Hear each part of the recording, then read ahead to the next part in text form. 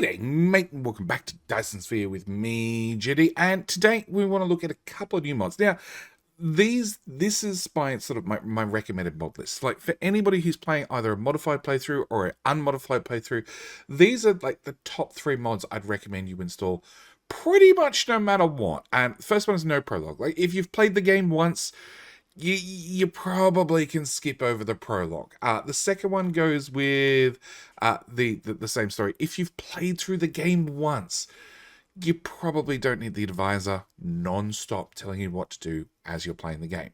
The third one is actually a new one I haven't shown before. It is the Super Nightlight. We might have noticed when playing Dyson Sphere that the dark side of the planets are occasionally very, very dark, especially if you've visited other suns and the sun has a low light output. It gets very, very, very dark sometimes. And although Icarus has his little torch that is helpful and was a really nice addition, it could use a high beam option occasionally. And Super Nightlight does exactly as it says on the box. It really ups the amount of light. It basically turns you into a sun. Now, it does mark here very, very carefully that it will not affect solar production. That's very, very important because it basically turns you into a sun. Now, if you haven't installed mods already, I will link down the description.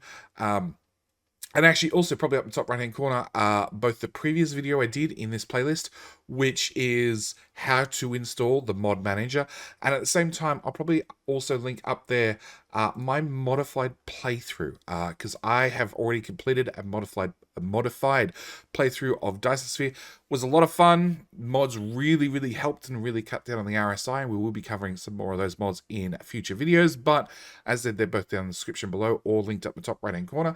What we need to do is we need to install these mods, which I've already done, and then we're going to start our modified playthrough. Now, the only other thing I have installed is the Icarus color picker, so Icarus turns blue rather than, you know, his traditional yellow color.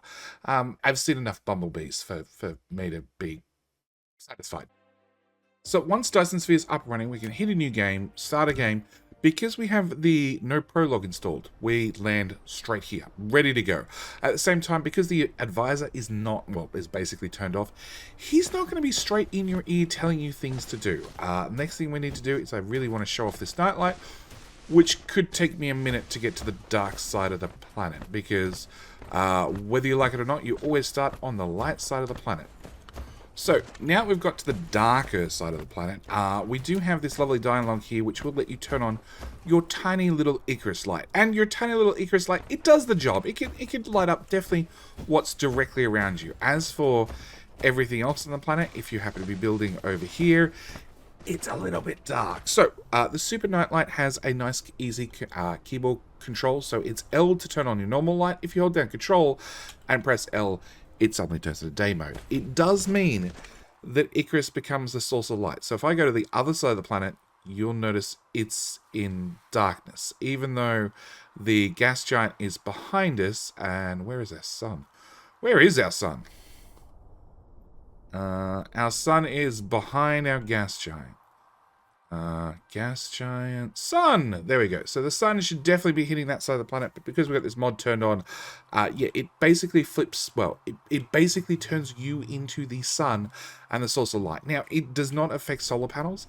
If I had a solar panel, actually, let's see if I can find a solar panel real quick. All right, found a solar panel, had to move around the planet because Icarus is so slow that the planet revolved quicker than he can move, and as we can see, it has an intensity of 0. If I turn on the super nightlight, still has a intensity of 0. But as the sun is just coming over the horizon, it actually targets the sun. Now, it does mean that when you're having your super nightlight on, solar panels do silly things. In fact, if I can't press any buttons because I don't have any tech unlocked. But yeah, you can see the solar panels definitely track you rather than tracking the sun. It is purely a graphical thing. They are still aligned and, well, they're still pulling power from the sun.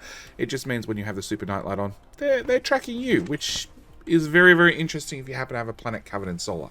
Anyway, that's going to be it for this video. We're keeping these short, we're keeping these quick. Just want to show you a couple of mods and, you know, let you guys make up your mind from there. Anyway, with all that said, thank you guys so much for watching. Do hope you've enjoyed this short little video. And as always, links to all these mods are down in the description below, along with a link, as I said, to my original playlist, this playlist for how to install mods, along with a couple of other mod suggestions, and also my original playthrough of Dyson Sphere, which was modified right from square one. As always, thank you guys for watching. I'll see you in the very next video. Alright, bye.